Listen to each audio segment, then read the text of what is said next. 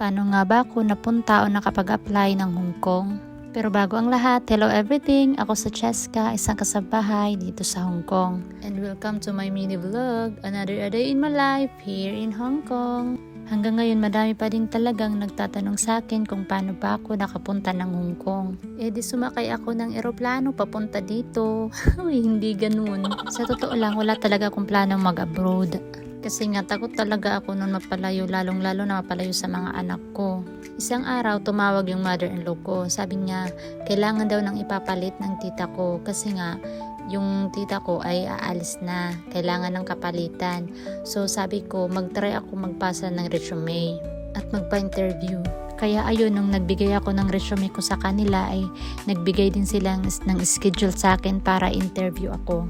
At pagkatapos ng interview ko ay ilang araw din ay nag-WhatsApp sila sa akin para sabihin na you're hired. Ganon, sabi ng amo ko ngayon. Tapos nun bigla akong kinabahan kasi nga hindi talaga ako seryoso nun. Napatanong talaga ako sa sarili ko kung kaya ko ba to, kaya ko bang iwan yung mga anak ko kasi nga maliliit pa sila. Kaya ayun, kinailangan kong pumunta ng Maynila para i-process yung mga papers ko. Hindi din akong nahirapan na maghanap ng agency kasi nga yung amo ko na yung naghanap ng agency sa Manila para sa akin. At pagkadating ko ng Maynila, ang una nilang pinagawa sa akin ay yung medical.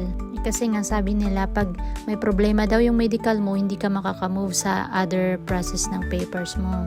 At buti okay naman yung medical ko at yung tuloy-tuloy na ang pag-process. Yung amo ko din pala ang gumastos ng mga pranasis ko like medical, tested training, OWA at iba pa. Kasi ganyan daw pag direct hired sila na yung gagastos. Akin lang dun is pamasahe ko.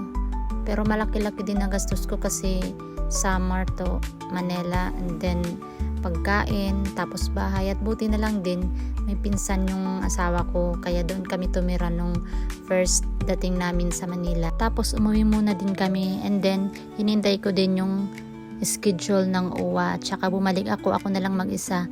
Doon naman din ako nag-stay sa malapit ng agency namin. Nagbayad na lang ako ng bahay para naman hindi na gumastos sa pamasahe. Kasi nga ako na lang mag-isa kasi nung unang punta namin sa Manila kasama ko yung asawa ko. At nagmotor lang kami ng single from Samar to Manila. Kaya napagod na din ako kaya sabi ko pagbalik ko para mag-uwa ako na lang mag-isa. At doon na din ako nag-stay sa malapit sa agency namin. Kaya kung sino man ang gustong mag-apply papuntang Hong Kong, pwede naman din kayo mag-apply sa mga agency. Yun lang kung hindi kayo direct, medyo malaki-laki din magagastos nyo.